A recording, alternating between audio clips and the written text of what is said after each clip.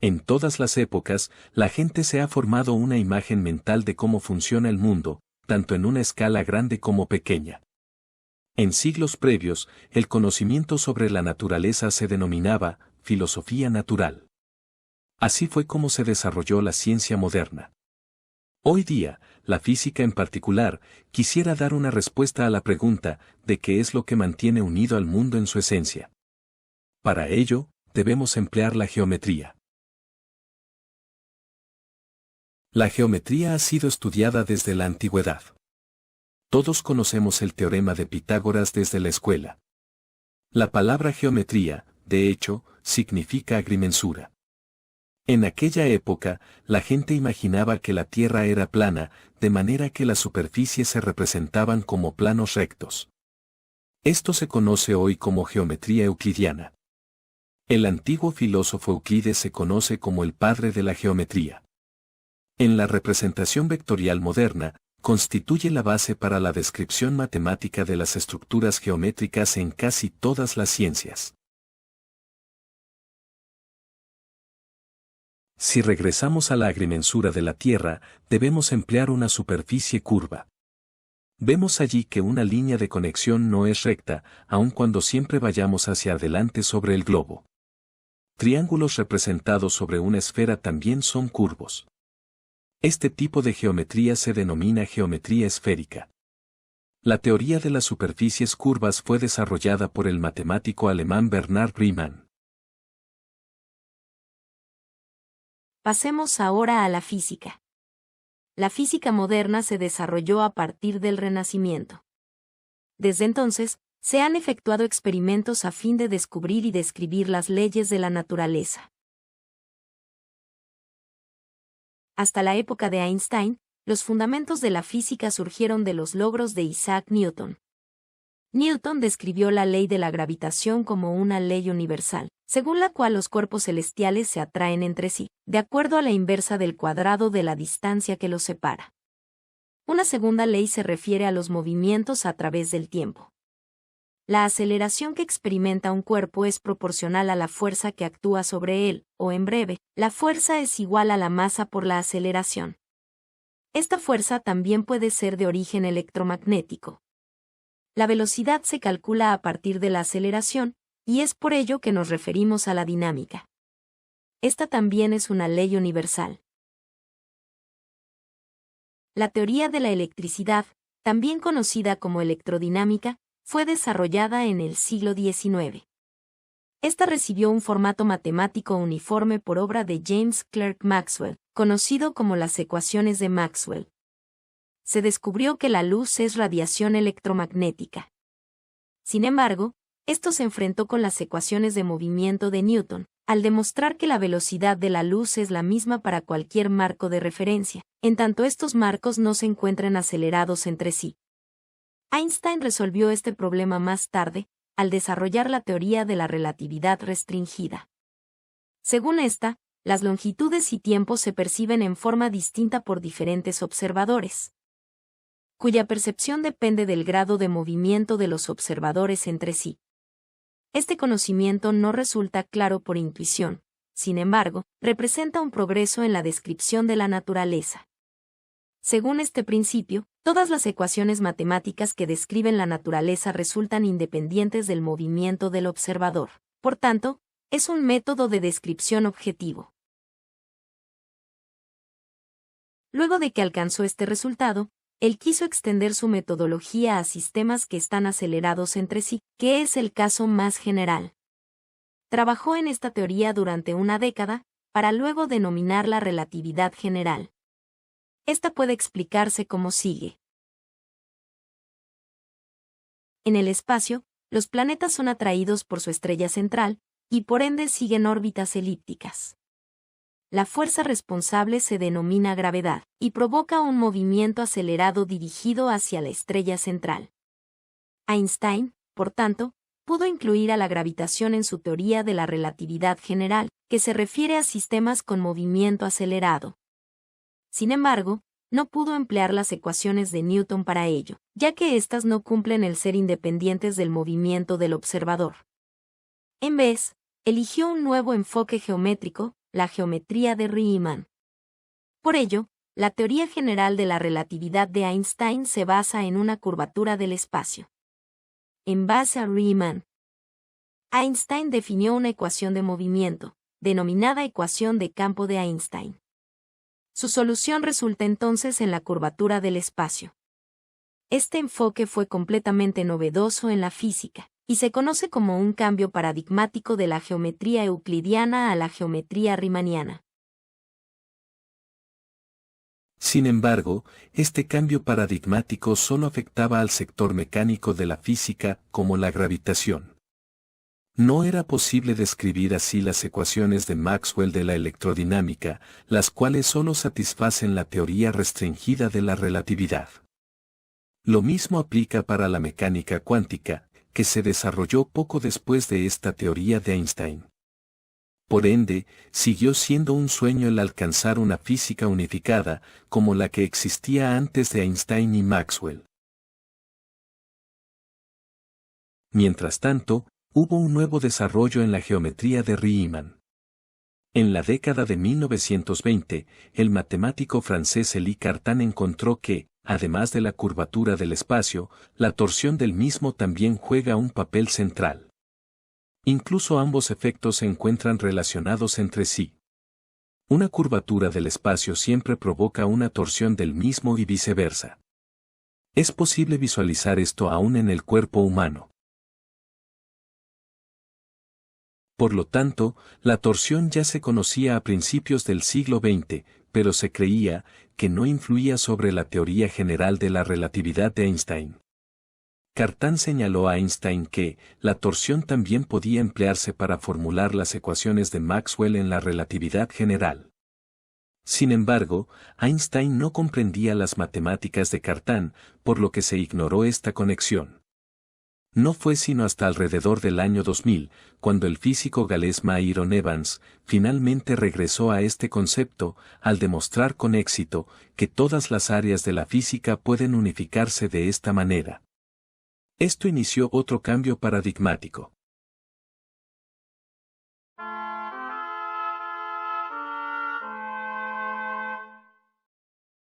Myron Evans fue el talentoso hijo en una familia de mineros en Gales, Gran Bretaña. Estudió física y trabajó en el campo de la espectroscopía, primero en Gales y luego en varias universidades en Estados Unidos. Recibió varios premios por los sobresalientes resultados de sus investigaciones. Sin embargo, sus colegas catedráticos envidiaban sus éxitos, ya que era capaz de producir en un mes tantos trabajos científicos novedosos como sus colegas en todo un año. Esta situación estresante condujo finalmente a una crisis nerviosa para Evans, que le llevó de regreso a su pueblo natal galés en el año 2000. Desde allí, desarrolló la teoría de Einstein-Cartan-Evans, o teoría SE para abreviar, desde el año 2003 en adelante. Desde la década de 1990, Myron Evans y algunos colegas fundaron el Instituto Alfa de Estudios Avanzados, AIAS, una asociación informal de científicos provenientes de varias disciplinas. Lideró esta asociación hasta su muerte, en 2019. Horst Eckart asumió entonces la continuación del trabajo científico. Entre el año 2003 y la actualidad, se han publicado en AIAS más de 450 artículos especializados que desarrollan todos los subtemas de la teoría SE. Además de Myron Evans, también han participado Douglas Lindström y Horst Eckart. Evans concluyó que podía emplear la geometría de Cartan, que es una geometría de Riemann ampliada, para formular la electrodinámica, cosa que Einstein no logró. Fue así que Evans demostró la compatibilidad de la electrodinámica con la relatividad general, sin introducir cambios fundamentales en la forma de las ecuaciones. De acuerdo con el mismo principio, la mecánica, la gravitación y la mecánica de fluidos también se formularon y unificaron mediante la geometría de Cartan. La mecánica cuántica, así como las fuerzas nucleares fuerte y débil, también pudieron incorporarse, de modo que todas las áreas de la física se han logrado unificar. Así, La teoría SE puede considerarse como una teoría de todas las cosas. ECE theory describes the universe in essentially the same way, from the macroscopic world of supergalactic clusters to the smallest microscopic world of quarks. Quarks are regions of spinning spacetime. Galaxies are also regions of spinning spacetime. And this gives an appealing view of the whole universe.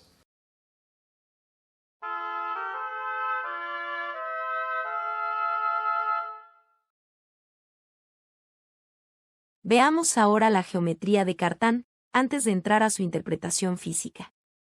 En la geometría de Cartan se emplea el espacio de 4 dimensiones, 3 coordenadas espaciales y una temporal, como lo hizo Einstein. Sin embargo, se distingue entre el espacio vectorial base, la variedad o manifold, y un espacio tangente, que se define en cada punto de la variedad. La variedad es un espacio de Riemann curvo que incluye torsión, mientras que el espacio tangente es un espacio euclidiano de 4 dimensiones. Hay una transformación de coordenadas entre ambos espacios, denotada como Q, que se denomina la tétrada. La curvatura y la torsión se denotan mediante R y T. La relación entre ambas es D por T es igual a R por Q. Esta se conoce como la identidad de Bianchi, nombrada así en honor del matemático italiano Luigi Bianchi. El símbolo cuña es un operador especial de multiplicación, que toma en cuenta las propiedades de simetría de T y R, en tanto que D es un símbolo para la derivada. Si tal como en la relatividad general de Einstein, se establece la torsión como igual a 0, deberá cumplirse que R por Q es igual a 0. Esto es una restricción fuerte en las posibles curvaturas, que aparecen como una solución a la ecuación de campo de Einstein. Salvo para casos muy sencillos, esta condición no se cumple para ninguna solución de la ecuación de campo de Einstein. En otras palabras, estas soluciones inevitablemente conducen a una torsión, la cual, sin embargo, Einstein fija como igual a 0 por definición.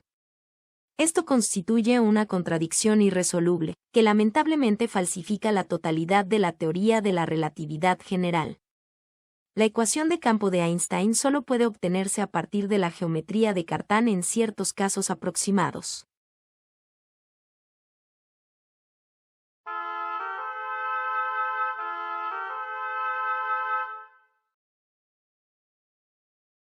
Llegamos ahora a la física que resulta a partir de la interpretación de la geometría de Cartan.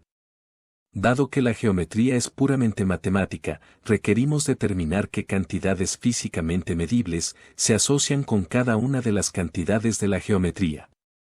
Esto nos conduce a los axiomas de la teoría SE. Estos son, generalmente, primero, la tétrada Q, que corresponde a los campos de potencial físicos. Segundo, la torsión T, que corresponde a los campos de fuerzas físicas. Comencemos con el caso electromagnético. Aquí los potenciales son el potencial escalar eléctrico y el potencial vectorial magnético, y la torsión corresponde a los campos eléctrico y magnético. Ahora, una teoría física requiere que se tenga una ecuación de estado, a partir de la cual se puedan calcular los potenciales y los campos de fuerza para ciertas situaciones físicas. En electrodinámica, estas son las ecuaciones de Maxwell. Si denotamos los campos electromagnéticos colectivamente mediante F y los potenciales mediante A, la identidad de Bianchi nos da D por F es igual a R por A, e igual a J. Expresando esta ecuación en forma vectorial nos conduce exactamente a las ecuaciones de Maxwell con la corriente J del lado derecho, la cual depende de la curvatura del espacio. En otras palabras, la curvatura del espacio es una fuente de campos electromagnéticos. Esta información trasciende a Maxwell, ya que, en su teoría, las corrientes son cantidades externas que se especifican. Otra característica especial de la teoría SE, aparte de las corrientes y cargas eléctricas, son las de naturaleza magnética, denominadas monopolos magnéticos. El que estos ocurran realmente en la naturaleza resulta controversial. Sin embargo, hay indicaciones experimentales de que esto, en realidad, podría ser el caso a un nivel microscópico.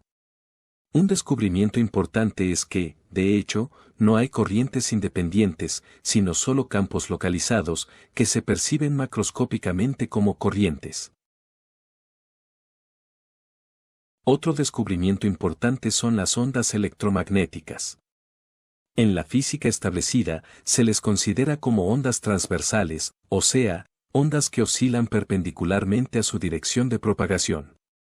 Sin embargo, también son posibles soluciones a las ecuaciones de Maxwell que representan ondas longitudinales. También se mencionan los campos de Beltrami, nombradas en honor del matemático italiano Eugenio Beltrami, conocidas en el campo de la mecánica de fluidos. Aquí los campos oscilan en la dirección de propagación, como es el caso con las ondas de sonido. Esto abre posibilidades de aplicaciones enteramente novedosas. No se conocen formas de aislar estas ondas longitudinales. Algunos autores también hablan de ondas escalares en este contexto, pero esto no constituye un término correcto.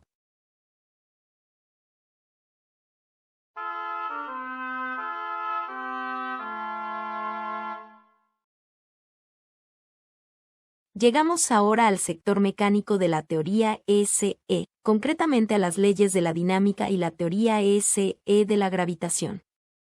Por dinámica, entendemos el desarrollo de un sistema a lo largo del tiempo.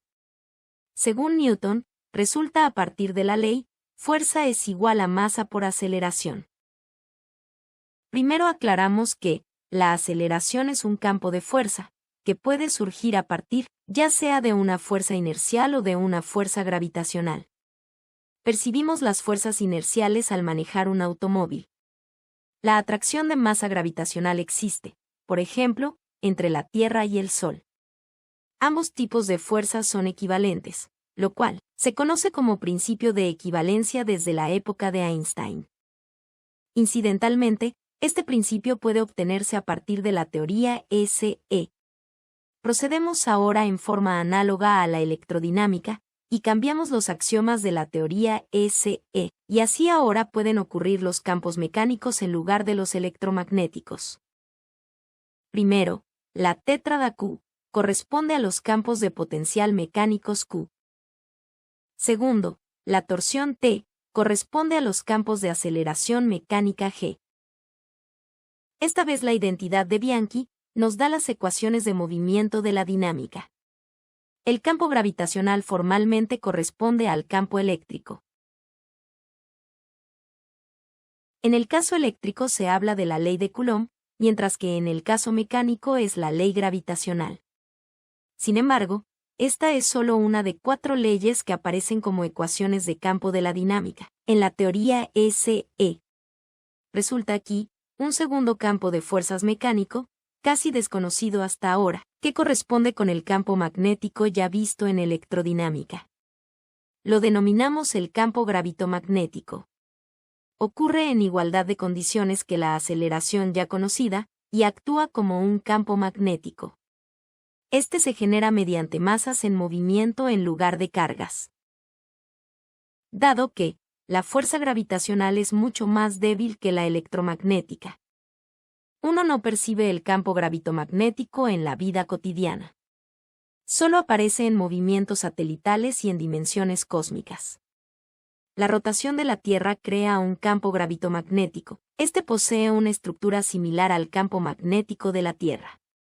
El campo gravitomagnético provoca que el eje de rotación de los satélites se bambolee, lo que se denomina precesión. Este efecto se observa experimentalmente. A diferencia de la teoría einsteiniana, la teoría SE no se confía en el cálculo directo de curvaturas, y la torsión es idéntica al campo gravitacional. Por tanto, es posible emplear los métodos de la mecánica clásica, que se ampliaron previamente mediante la teoría de la relatividad restringida, y que se denomina mecánica relativista. En principio, estos son los conocidos métodos de los matemáticos Leonard Euler y Joseph Louis Lagrange del siglo XVIII. Ellos desarrollaron los métodos de la mecánica clásica, que retuvieron validez durante casi 250 años. La extensión relativista de la mecánica casi no se ha empleado para problemas gravitacionales. Se supuso que la teoría de la relatividad restringida en que se basa no resulta aquí suficiente. Bajo la luz de la teoría SE, sin embargo, las cosas adquieren otro tinte. Dado que el campo gravitacional es un campo de torsión, los efectos de la relatividad general, mediante la teoría de Cartan, ya están presentes en la mecánica relativista. Aquello que Einstein ejecutó con dificultad puede obtenerse mediante la teoría SE en etapas muy sencillas, aun cuando se requiera de una computadora para la evaluación. Una prueba de lo correcto de la teoría de Einstein radica en que fue capaz de calcular la rotación de la elipse orbital del planeta Mercurio, lo cual resulta imposible si se emplea la mecánica clásica. Este efecto de rotación de la órbita también se obtiene mediante la teoría SE, pero con mucho menor esfuerzo de cálculo. La situación es similar con la desviación de la luz por el Sol. Dado que la teoría SE introduce las propiedades de la relatividad general en la mecánica clásica, es posible aplicar una extensión de los métodos de Euler y Lagrange a ambos problemas, de manera que no se requieren las complicadas ecuaciones de Einstein. Esto se consideraba previamente como imposible. Además, las soluciones de Einstein son solo aproximaciones para pequeñas desviaciones de la mecánica clásica, mientras que la solución SE es de carácter general. Esto permite calcular rotaciones de elipses orbitales arbitrariamente grandes, así como desviaciones arbitrariamente grandes de la luz por cuerpos celestes.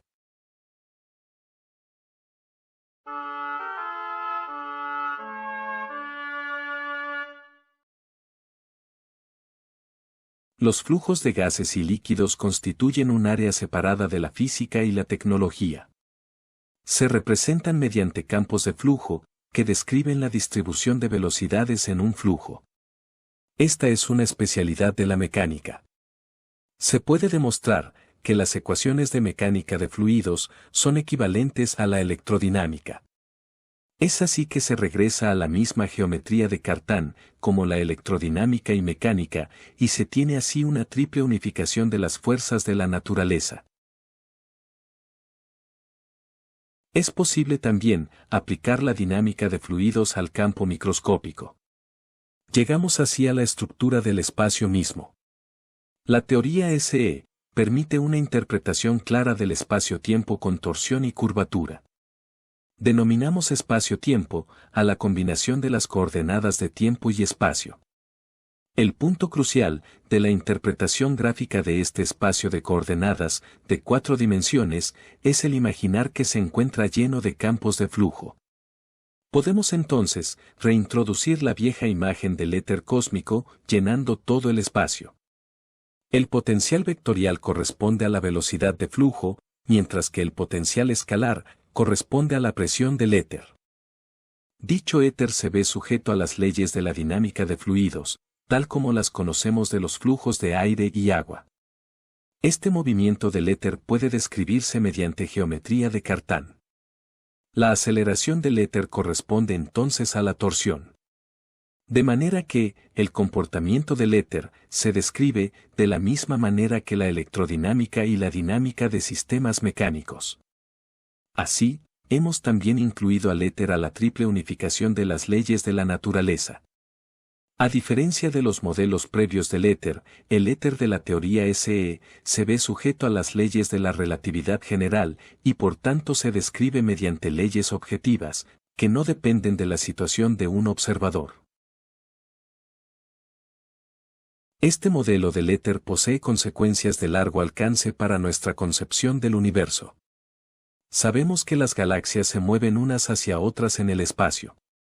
Podemos considerar este movimiento como un nado en el éter de fondo, como maderos que flotan en una corriente de agua.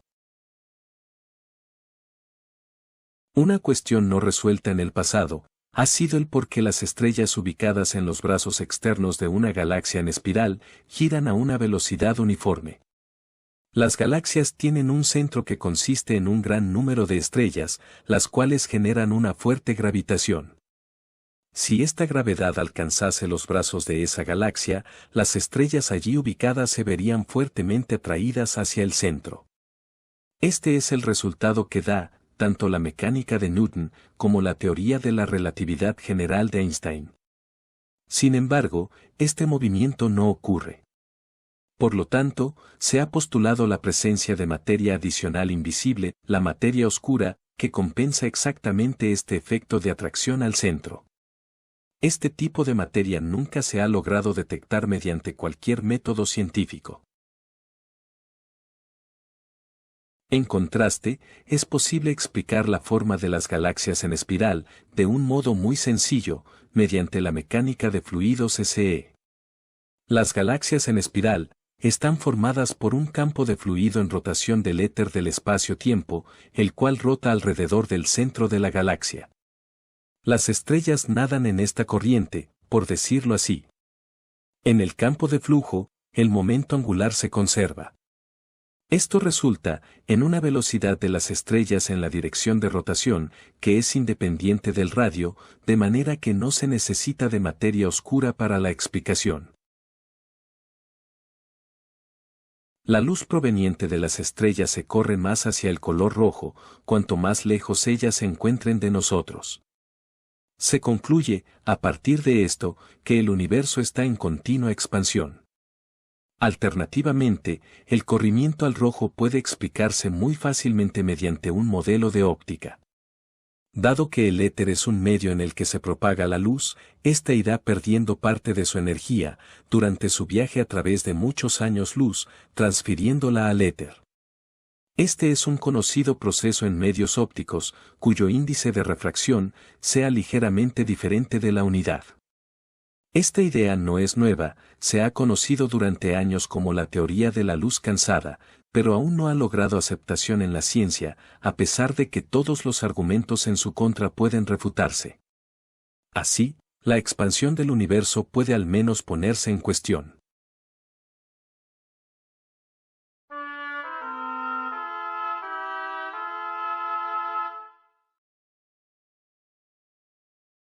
Giremos ahora hacia el campo del microcosmos, también conocido como el campo cuántico. El nombre proviene del hecho de que ciertas cantidades físicas, tales como el nivel de energía en los átomos, solo pueden tener valores discretos. Esto significa que están cuantizados. La mecánica cuántica original no contiene aspectos de la teoría de la relatividad. Sin embargo, es posible volver a la mecánica cuántica compatible con la teoría de la relatividad restringida. No obstante, hasta ahora no ha sido posible combinar los principios de la teoría de la relatividad con aquellos de la mecánica cuántica. Hubo muchos tratamientos teóricos en esta dirección, pero no tuvieron éxito. Más aún, eran tan complicados que difícilmente fueron comprendidos, aún por expertos. En contraste, la teoría SE adopta un enfoque bastante sencillo. En la mecánica cuántica, el cuadrado del valor absoluto de la función de onda refleja la probabilidad de la presencia de una partícula. La teoría SE ahora identifica, en un nivel microscópico, la función básica de la geometría, la tétrada, con la función de onda. Esto conduce a una ecuación para la función de onda que incluye cantidades de mecánica cuántica. Esta ecuación de onda contiene la curvatura del espacio y, por ende, incluye la relatividad general. Esto se ubica más allá del estado actual de la ciencia. Dado que la ecuación de onda se deriva de la física SE macroscópica, tenemos aquí una clara correspondencia entre el micro y el macrocosmos. Existen tres modelos descriptivos de la mecánica cuántica, que se originan en Schrödinger, Dirac y Evans. Los tres modelos difieren en el empleo de la curvatura del espacio-tiempo, el primero sin curvatura, el segundo con curvatura constante y el tercero variable. De acuerdo con esto, hablamos de mecánica cuántica no relativista, de relatividad restringida o de relatividad general. Los modelos de Schrödinger y Dirac pueden deducirse a partir del modelo de Evans. Este modelo se basa en la ecuación de onda SE previamente mencionada. Incluye los efectos de curvatura del espacio-tiempo y torsión, y describe la largamente buscada unión de la mecánica cuántica y la relatividad general. Otro resultado importante es que la estadística en el dominio cuántico es determinista. La mecánica cuántica calcula con probabilidades, de manera que los mismos experimentos pueden, definitivamente, producir resultados diferentes. Esto se debe a la naturaleza ondulatoria de la materia en el dominio cuántico.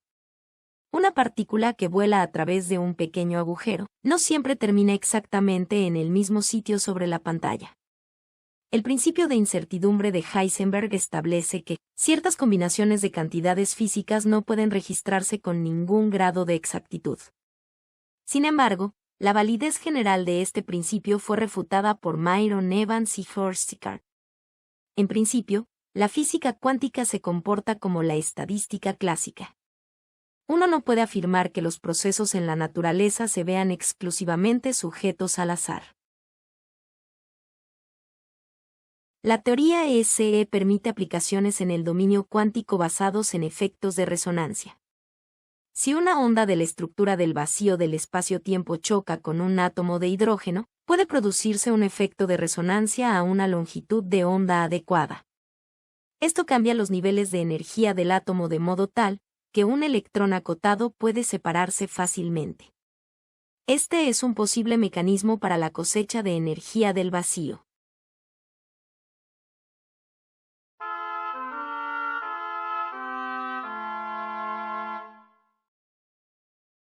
En la teoría de la relatividad general, la métrica constituye un concepto central. Describe cómo se distorsionan las escalas cuando cambia la curvatura del espacio. El factor de distorsión depende de la ubicación y se denota mediante una función m. A menudo se emplean las simetrías esféricas para describir desde núcleos atómicos hasta universos enteros. Debido a estas simetrías, resulta suficiente que la función m dependa únicamente de la coordenada del radio. Cuando m adopta el valor 0, la métrica diverge. Esto corresponde a un horizonte de evento, como los descritos para los hoyos negros. Los hoyos negros son un concepto puramente teórico de la teoría de Einstein, la cual contiene errores, tal como afirmamos al inicio. Estos objetos se ubican detrás de un horizonte de evento y por tanto no son directamente perceptibles. Son hipotéticos hasta ese límite. En la teoría SE, la función m corresponde a una densidad de éter y por tanto, es una función general que no se ve restringida a los casos de aplicación de Einstein. Con ayuda de la función m, podemos también describir el mundo en una pequeña escala. Podemos construir la teoría m en mecánica cuántica.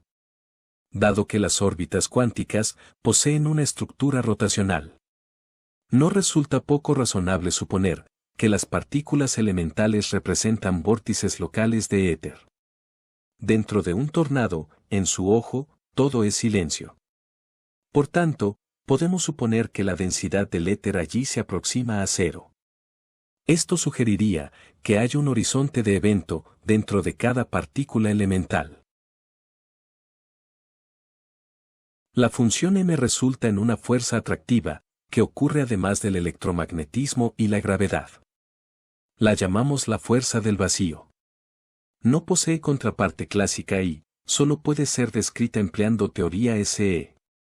En el caso eléctrico, esta fuerza podría resultar crucial, a fin de superar las fuerzas repulsivas entre núcleos atómicos que siempre están cargados positivamente. Esto podría entonces servir de explicación para las reacciones nucleares de baja energía, el mecanismo de la fusión nuclear fría. Esto representa una nueva fuente de energía.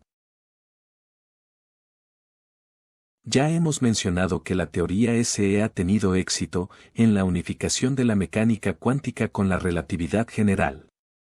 Esto también puede llevarse a cabo utilizando la teoría M. La teoría M describe las influencias del vacío, o sea, el espacio-tiempo sobre la materia. Esto resulta en correcciones en las funciones de onda. Procesos físicos que eran previamente difíciles de comprender, ahora pueden explicarse fácilmente. De este modo, las interacciones de átomos con el vacío pueden explicarse con facilidad.